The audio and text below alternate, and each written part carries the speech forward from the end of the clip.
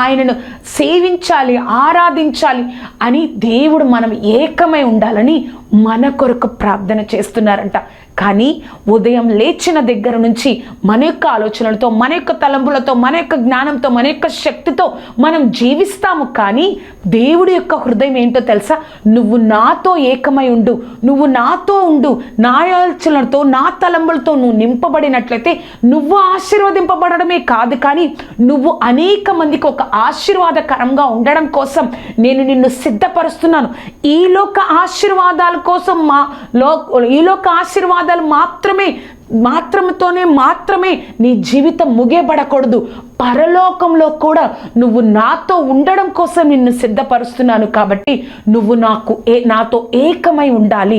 నా శక్తితో, నా జ్ఞానంతో, నా తలంపులతో నువ్వు నీ జీవితాన్ని కొనసాగించాలని దేవుడు మన కొరకు ప్రార్థిస్తున్నారు.